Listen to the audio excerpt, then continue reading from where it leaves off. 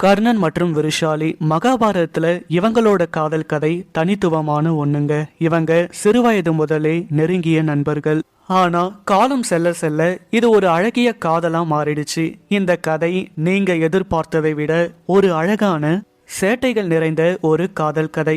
இந்த கதையில கர்ணன் விருஷாலிய ஒருதலை காதல் கொண்டது, அவங்களையே நினைச்சு தன்னையே மறக்கிறது, இறுதியா துரியோதனன் இவங்க காதலுக்கு உதவி செய்யறது, இது போன்ற பல ரசிக்கக்கூடிய ஒரு கதையை தான் இப்ப நாம பார்க்க போறோம். இந்த கதையில கர்ணனை ஒரு முற்றிலும் மாறுபட்ட கோணத்துல நீங்க பார்க்க போறீங்க. வாங்க கர்ணன் விருஷாலியோட ஒரு அழகிய காதல் கதைக்குள்ள போவோம். உலக தமிழ் மக்கள் அனைவருக்கும் வணக்கம் நண்பர்களே. வீடியோக்குள்ள போறதுக்கு முன்னாடி நம்ம சேனலை சப்ஸ்கிரைப் பண்ணலன்னா சப்ஸ்கிரைப் பண்ணிக்கோங்க. அப்பதான் நான் தினமும் போடுற வீடியோஸ் உங்களை வந்து சேரும். பிறப்பால கர்ணன் ஒரு சத்திரியனா இருந்தாலும் அவரோட விதிவசத்தால ஒரு சூத புத்திரனாக அதிரதனுடைய மகனாக அவரு அஸ்தினாபுரத்துல வளர்ந்தாரு. அவரு வளர்ந்த அதே சூத குலத்துல அவருடைய சிறுவயது தோழியா விருஷாலி அப்படின்ற பெண்ணையும் சந்திக்கிறாரு. அவங்க கர்ணனுக்கு ஒரு சிறந்த தோழியா, அவருடைய பிரச்சனை அனைத்திற்கும் தோள் கொடுப்பவளா சிறுவயது முதலே இருந்து வந்திருக்காங்க. அதன் பிறகு அவங்க வளர வளர அவர்களுக்கிடையேயான காதலும் வளர்ந்துகிட்டே வருது. எந்த ஒரு சூழ்நிலையில கர்ணன் தன்னை விட்டு விலகி பரசுராமரிடம் சீடனாக சேரணும்னு முடிவு பண்ணி போறாரோ அப்ப விருஷாலியையும் பிரிய வேண்டிய சூழ்நிலை ஏற்படுது. பரசுராமர் கிட்ட இருந்து கல்வியை பெற்று அவர்கிட்ட இருந்து சாபத்தையும் பெற்று கர்ணன் திரும்பி வரும்போதுதான் அஸ்தினாபுரத்துல இளவரசர்களுக்கிடையில போட்டி நடக்குது அப்படின்னு கர்ணன் தெரிஞ்சுக்கிறாரு. அதனால வீட்டுக்கு போறதுக்கு முன்னாடி அந்த போட்டியில கலந்துகிட்டு ஜெயிச்சிட்டு போகணும் அப்படின்னு ஆசைப்பட்டு அவர் அந்த போட்டிக்கும் போறாரு. அனைத்தும் மாறி போகுது. துரியோதனன் கர்ணனை அங்க தேசத்து மன்னனா ஆக்கி அவனுடைய நட்பையும் வெளிப்படுத்துறாரு. அவர்களுக்கு இடையில நட்பும் உருவாகுது. அதனால கர்ணனால சரியான நேரத்துக்கு அவரோட வீட்டுக்கு போக முடியல. தந்தையான அதிரதனையும் தாயான ராதாவையும் பார்க்க முடியல. அவருடைய ஆசை தோழி அன்பு காதலியான விருஷாலியையும் பார்க்க முடியல. இதெல்லாம் முடிஞ்சு என்னோட வீட்டுக்கு போயிட்டு எல்லாரையும் பார்க்கணும் அப்படின்னு சொல்லிட்டு போறாரு. அங்க போய் தன்னோட தாய் தந்தையரை பார்த்து அவங்களோட பேசிட்டு திரும்பி வரும்போது ராஜா மாதிரி எந்த ஒரு அணிகலனும் போட்டுக்காம ஒரு சாதாரண மனிதனா அரண்மனைக்கு வராரு. அப்போதான் விருஷாலி அங்க பொற்காசுகளுக்காக காவலர்கள் கிட்ட சண்டை போட்டுட்டு இருக்காங்க. அப்ப கர்ணன் விருஷாலி கிட்ட போய் என்ன பிரச்சனை அப்படின்னு கேக்குறாரு. கர்ணனுக்கு தெரிஞ்சு போயிடுது இவதான் நம்மளோட பாலிய சிநேகிதி விருஷாலி அப்படின்னு. ஆனா விருஷாலிக்கு கர்ணனை சுத்தமா அடையாளம் தெரியல. நீ என்ன இந்த நாட்டுக்கு ராஜாவா, பெரிய பதவியில இருக்கியா, இந்த காவலாளி தான் எங்களுக்கெல்லாம் பொற்காசுகள் கொடுக்கணும், அவன் கொடுக்க மாட்டான், நீ பேசி வாங்கி கொடுத்துருவியா அப்படின்னு கொஞ்சம் திமிரா பேசுறாங்க விருஷாலி. அதற்கு கர்ணன், நீ நினைக்கிற மாதிரி நான் பெரிய ஆளுலாம் இல்லமா, நான் ஒரு சாதாரண வணிகன், என் பேச்சுக்கும் கொஞ்சம் மரியாதை இருக்கு அப்படின்னு சொல்லும் போது என்னுடைய தந்தை ஒரு போர்படை வீரனா இருந்தாரு, அவரு ஒரு யுத்தத்துல இறந்து போயிட்டாரு. அதனால என்னுடைய தந்தைக்கு சேர வேண்டிய பொற்காசுகள் இந்த காவலர்கள் கிட்ட தான் இருக்கு. நான் அதை வாங்கலாம்னு வந்தா உங்க அப்பா வீரனா இருந்ததுக்கு என்ன ஆதாரம், நீ சூத குலத்துல இருந்து வந்து பொய் கூட சொல்லலாம் அப்படின்லாம் சொல்றாங்க இந்த காவலர்கள். எனக்கு பொய் சொல்லணும் அப்படின்ற அவசியமே இல்ல. என் குடும்பம் இப்ப இருக்க சூழ்நிலைக்கு பொற்காசுகளை வச்சுதான் அடுத்து என்ன பண்ணணும்னு யோசிக்கணும் அப்படின்னு விருஷாலி சொல்லும் போது கர்ணன் வந்து அந்த காவலாளி கிட்ட போய் நிக்கும் போது காவலாளிக்கு நடுங்கி போயிடுது. ஐயோ இவ கர்ணன் கிட்டயே சொல்லிட்டாடா, நம்ம கதை முடிஞ்சது அப்படின்னு நினைக்கும் போது காவலாளிகளே, நான் யாருன்றத வெளிக்காட்டிக்காத, அவ கேக்குற பொற்காசுகளை கொடுத்து விடு, நீ அப்புறம் என்ன வந்து பாரு அப்படின்னு மிரட்டுற மாதிரி சொல்லிடுறாரு. காவலாளிகளும் பொற்காசுகளை கொடுத்துடுறாங்க. அதன் பிறகு போய் பார்க்கும்போது சூத்திர குலத்துல பிறந்தவங்களை இப்படிதான் அவமானப்படுத்துவீங்களா அப்படின்னு கேக்குறாரு. இல்லை இளவரசி, அந்த பொண்ணு எந்த ஆதாரமும் எடுத்துட்டு வரல, அதனால தான் கொடுக்கல அப்படின்னு சமாளிக்க பாக்குறாங்க. ஆனா கர்ணன் விடாம ஒரு தண்டனைய கொடுத்து அனுப்பி விடுறாரு. இனிமே இது மாதிரி பண்ணாதீங்க அப்படின்னு அட்வைஸ் பண்ணி அனுப்பி விட்டுறாரு. இங்க இருந்துதான் ஒரு அழகான காதல் கதை ஆரம்பிக்குது. அதன் பிறகு எப்ப விருஷாலிய பார்த்தாரோ கர்ணன் அவரோட சுயநினைவிலேயே இல்ல. அப்புறம் என்ன, தென்றல் வந்து தீண்டும் போது என்ன வண்ணமோ மனசுல அப்படின்னு பேக்ரவுண்ட்ல சாங்கோட ஒரு காதல் கிறக்கத்திலேயே தலைவன் சுத்திட்டு இருக்காரு. இத துரியோதனன் நோட்டீஸ் பண்ணிடுறாரு. என்னடா இவன் நம்ம நண்பன் வந்து ஒரு மாதிரி பண்ணிட்டு இருக்கானே, அவன் அவனாவே இல்லையே, இவனுக்கு என்ன ஆச்சு அப்படின்னு துரியோதனன் யோசிக்கிறாரு. ஏன்னா துரியோதனன் ஃபர்ஸ்ட் பார்த்த கர்ணன் அடிப்பேன் வெட்டுவேன் அப்படி இப்படின்னு ஒரு கெத்தா சுத்திட்டு இருந்தவன் இப்ப முழுசா மாறி தன்னை மறந்து சிரிக்கிறது, பூவை பார்த்தா ரசிக்கிறது, தன் நிலைய மறந்து இருக்கிறது, இப்படியே பண்ணிட்டு இருக்கும் போது ரைட்டு பயபுள்ள எங்கேயோ வசமா போய் காதல் வலையில சிக்கிடுச்சு அப்படின்னு துரியோதனனுக்கு தெரிஞ்சு போயிடுது. ஒரு நாள் என்ன பண்றாங்க, ரெண்டு பேரும் சேர்ந்து போர் பயிற்சி செஞ்சிட்டு இருக்காங்க. ரெண்டு பேருக்கும் வால் சண்டை பயிற்சி மாதிரி எடுத்துட்டு இருக்கும் போது அப்ப தாமரை மலரை பார்த்து அதுல வெறிஷாலி முகம் தெரிகிற மாதிரி பார்க்க துரியோதனன் கவனிக்கிறாரு. ரெண்டு பேரும் பயிற்சி எடுத்துட்டு இருக்கும் போது துரியோதனன் கர்ணன் கிட்ட இருந்த வாளை தட்டி விடுறாரு, கழுத்துலயும் கத்தி வைக்கிறாரு. அதை கூட கவனிக்காம கர்ணன் சிரிச்சுக்கிட்டே இருக்காரு. கர்ணா அப்படின்னு துரியோதனன் கத்திடுறாரு. திரும்பி பார்த்துட்டு என்னடா என் கழுத்துல கத்திய வச்சிருக்க அப்படின்னு கர்ணன் கேட்க, சரியா போச்சு போ, உன் கையில முதல்ல கத்தி இருக்கா பாரு அப்படின்னும் போது கத்திய காணோம். ஆமா நீ எப்போ என் கையில இருக்க கத்திய தட்டி விட்ட அப்படின்னு கேக்குறாரு. நல்லா இருக்கு கர்ணா, நீ பேசுறது நல்லா இருக்கு. உன் கையில இருக்க கத்தியையும் தட்டி விட்டேன், உன் கையில இருந்த கேடயத்தையும் தட்டி விட்டேன், உன் கழுத்துலையும் கத்தி வச்சுட்டேன், நான் இத்தனையும் பண்ணிட்டேன், அது கூட தெரியாம பூவை பார்த்து சிரிக்கிறியேடா, என்னடா விஷயம் அப்படின்னு கேக்குறாரு துரியோதனன். அப்பதான் தன்னோட நண்பனான துரியோதனன் கிட்ட கர்ணன் விருஷாலிய பத்தி சொல்றாரு. இந்த மாதிரி விருஷாலின்னு ஒரு பொண்ணு இருக்கா, சின்ன வயசுல இருந்து அவளும் நானும் நண்பர்களா பழகணும், என் மனசுல என்னையும் அறியாம காதல் வந்துருச்சு, அவளை மறக்க முடியல, என்ன பண்ணாலும் அவனப்பாவே இருக்கு நண்பா அப்படின்னும் போது இதை தானே நீ முதல்ல சொல்லியிருக்கணும், சரி உனக்காக நானே அந்த விருஷாலிய கூட்டிட்டு வந்து கல்யாணம் பண்ணி வைக்கிறேன், சந்தோஷமா அப்படின்னு கேட்கும்போது நீ எப்படிடா இதெல்லாம் பண்ணுவ அப்படின்னு கர்ணன் கேட்டதுக்கு, உனக்காக இதை கூட செய்ய மாட்டேனா கர்ணா அப்படின்னு சொல்லிட்டு போயிடுறாரு. விருஷாலியோட வீட்டுக்கு போய் அவங்களோட அம்மா கிட்ட பொண்ணு கேட்கிறாரு. என்னோட சகோதரனுக்கு உங்களோட மகளை பிடித்திருக்கிறது, அதனால கல்யாணம் பண்ணி வைங்க அப்படின்னு கேட்கிறாரு.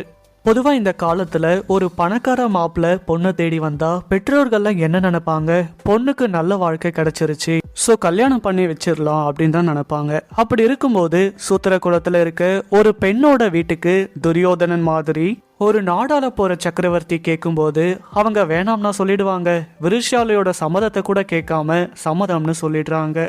இதை கேட்ட விருஷாலிக்கு பயங்கர ஷாக்கு. என்னோட அனுமதி இல்லாம எப்படி நீங்களே முடிவு பண்ணலாம் அப்படின்னு கேக்குறாங்க.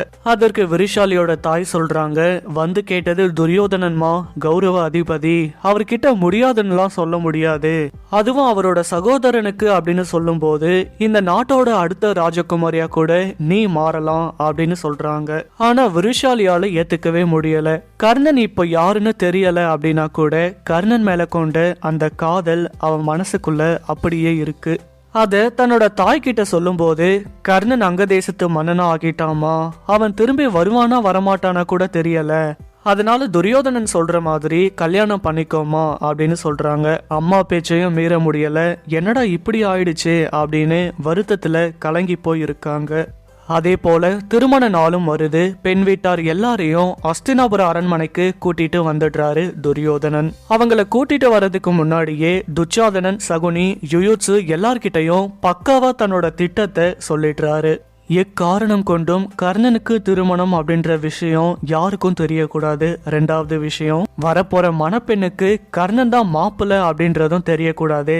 கர்ணன் இங்க வந்தா அவனுக்கு தான் கல்யாணம் அப்படின்னு தெரியக்கூடாது. அத்தனை பேரும் நான் சொல்ற வரைக்கும் அமைதியா இருக்கணும் அப்படின்னு ஆர்டர் போட்டுறாரு துரியோதனன். இந்த பக்கம் விருஷாலிய கூட்டிட்டு வந்துடுறாங்க. கர்ணன் கிட்ட போயிட்டு இன்னைக்கு வீட்டுல விசேஷம் இருக்கு, கிளம்பி வா அப்படின்னு சொல்றாரு. அப்ப கர்ணன் கேக்குறாரு, சுப முகூர்த்த நாள்னா கல்யாணமா தானே இருக்கும், ஹஸ்தினாபுர அரண்மனையில யாருக்கு கல்யாணம் அப்படின்னு கேக்குறாரு.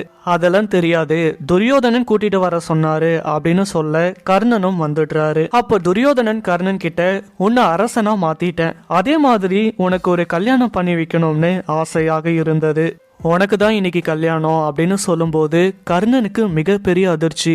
என் கல்யாணத்தை என்கிட்ட கூட பேசாம நீ எப்படிடா முடிவு பண்ணலாம் அப்படின்னு கர்ணன் கேட்க, நான் உன் நண்பன் தானே, நான் முடிவு பண்ண கூடாதா, நான் உன் நல்லதுக்கு பண்ணா ஏத்துக்க மாட்டியா அப்படின்னு கோபப்படுற மாதிரி கேக்குறாரு. அப்ப கர்ணன் சொல்றாரு, நீ என்ன சொன்னாலும் செய்வன் நண்பா, திடீர்னு கல்யாணம் போது அதான் கொஞ்சம் அதிர்ச்சியா இருக்கு அப்படின்னு சொல்றாரு.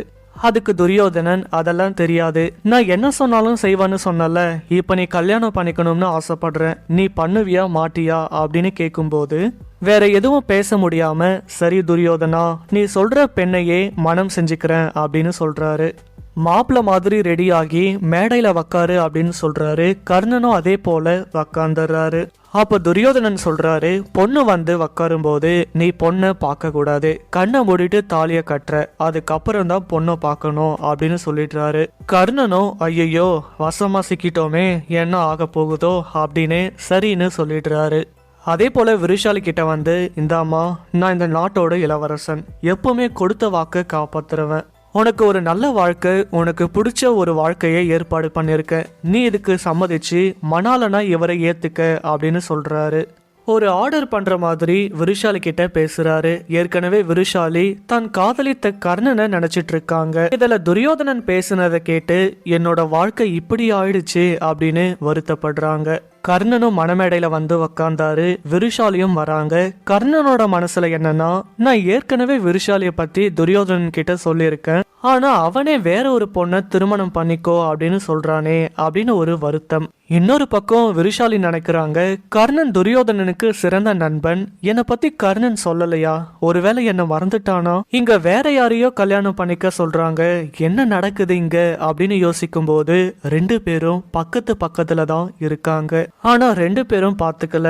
ஆனா மனசுக்குள்ள இவ்வளவு எண்ணங்கள் ஓடிட்டு இருக்கு. அதே மாதிரி மங்கள இசை ஒலிக்கலாம் அப்படின்னு சொல்லும் போது கர்ணன் நொந்து போய் தாலி கட்டும் போது அரண்டு போயிடுறாரு. பார்த்தா அங்க இருக்கிறது விருஷாலி. அதே போல விருஷாலி திரும்பி பார்க்கும்போது கர்ணனோட காதுகள்ல இருந்த குண்டலத்தை பார்க்க அவளுக்கும் தெரியுது இது நம்மளோட ஆளுதான் அப்படின்னு. ரெண்டு பேருக்கும் சந்தோஷத்துல தலகால் புரியல. காதல் அப்படின்றது எப்ப உச்சக்கட்டத்தை அடையும் அப்படின்னா, வெகு நாள் முன்னாடி விட்டு போன காதலனும் காதலியும் திடீர்னு கண்ணு முன்னாடி நிக்கிறாங்க. இனி நீதான் என்னுடைய வாழ்க்கை, நான் உன்னுடைய வாழ்க்கைன்னு சொல்லும் போது ஒரு இனம் புரியாத சந்தோஷம் வரும். அப்படி ஒரு நிலையில ரெண்டு பேரும் இருக்காங்க. அப்படியே நிற்கும் போது துரியோதனன் சொல்றாரு, நண்பா, கண்களால் காதல் பேசியது போதும், சீக்கிரம் மங்கள நாணை கழுத்தில் ஏற்று அப்படின்னு சொல்றாரு. ரெண்டு பேருக்கும் சந்தோஷமான திருமணம் நடந்து முடியுது. அதன் பிறகு மகாபாரதத்துல எவ்வளவு சம்பவங்கள் நடந்திருந்தாலும் இவர்களைப் போல ஒரு காதல் கதை மாதிரி அழகான அற்புதமான காதல் கதைய பார்க்கவே முடியாது. இந்த காதல் கதைக்கு ஆதாரமாக பிறந்தவர்கள் தான் விருஷசேனனும் விருச்சகேதுவும். இதுல விருஷசேனன் குருக்ஷேத்திர யுத்தத்துல பாண்டவர்களால கொல்லப்படுவாரு. விருச்சகேது குருக்ஷேத்திர யுத்த காலத்துல இருந்து கடைசியில உயிர் பிழைப்பாரு. அவரு தன்னுடைய அண்ணன் மகன்னு தெரிஞ்ச உடனே அர்ஜுனன் அவனை அரவணைத்து ஆளாக்கி அவனை இந்திரபிரஸ்தத்தோட மன்னனாகவும் முடிசூட்டுவாரு. கர்ணனோட உயிர் எப்ப பிரிஞ்சதோ அப்பவே விருஷாலியும் அவங்களோட உயிரை துறந்துருவாங்க. இந்த உலகத்துல காதலுக்கு உதாரணமா நிறைய பேரை சொல்லலாம். அம்பிகாவதி, அமராவதி, லைலா மஜ்னு, மும்தாஜ், ஷாஜகான் அப்படின்னு இவங்களோட வரிசை நீண்டுகிட்டே போவோம். ஆனா மகாபாரதத்துல எடுத்துக்கிட்டா ஒரு சிறந்த காதல் கதையில இவங்களோட காதல் நிச்சயமா இருக்குங்க. இந்த காதல் கதையை கேட்கும்போது நம்ம மனசுக்குள்ள ஒரு சந்தோஷம், ஒரு லவ் ஃபீலிங் நிச்சயமா உண்டாகும். இப்போ எல்லா ஆண்மகனுக்கும் பெண்ணுக்கும் ஒரு எதிர்பார்ப்பு இருக்கும், தன்னோட கணவன் இப்படி இருக்கணும், தன்னோட மனைவி இப்படி இருக்கணும் அப்படின்னு. ஆனா ஒரு பெண்ணுக்கு கர்ணன் மாதிரியான ஒரு கணவன் கிடைச்சிட்டானா அவங்க வாழ்க்கை ரொம்ப சந்தோஷமா இருக்கும். ஏன்னா அவனோட இல்வாழ்க்கையிலும் சரி அரசாட்சியிலும் சரி என்னால இது முடியும், நான் இதை செய்வேன்னு தன்னம்பிக்கையோடு எதிர்த்து நிற்கக்கூடிய ஆண்மகன் கர்ணன். அது மட்டும் இல்லாம தன் மனைவி மேல தீராத காதல் வச்சிருந்தவனும் கர்ணன் தான். அதே போல ஒரு மனைவியா இருக்கக்கூடியவங்க விருஷாலி மாதிரி இருக்கணும். மனைவினா மனைவியா மட்டும் இல்லைங்க, ஒரு தோழியா இருக்கணும். தன்னோட கணவனுக்கு எந்த பிரச்சனை வந்தாலும் நீ எதுக்கும் கவலைப்படாத, உனக்கு நான் இருக்கேன், உனக்கு தோள் கொடுப்பேன், துன்பத்துல நான் இருப்பேன், துயரத்துல நான் இருப்பேன் அப்படின்னு தனக்கு தோள் கொடுக்கும் தோழியாகவும் இருக்கணும். அதே போல ஒரு தோழன் அப்படின்னா துரியோதனன் போல இருக்கணும். ஏன்னா நண்பன் காதலிக்கிறான் அப்படின்னா வாழ்த்துக்கள் சொல்லிட்டு போயிடுவாங்க. ஆனா நிச்சயமாக துரியோதனன் போல ஒரு நட்பு கிடைப்பது வரம் தாங்க. தன்னோட நண்பன் ஒரு விஷயத்துக்கு ஆசைப்பட்டுட்டான், அது மேல அவனுக்கு ஈடுபாடு இருக்குன்னா தன்னோட நிலையை விட்டு இறங்கினாலும் பரவாயில்ல, அதை என் நண்பனுக்காக செஞ்சு முடிப்பேன் அப்படின்னு ஒருத்தன் செஞ்சு முடிச்சான் பாருங்க. அவனை போல ஒரு நண்பன் கிடைக்கணும். இதுதான் கர்ணன் விருஷா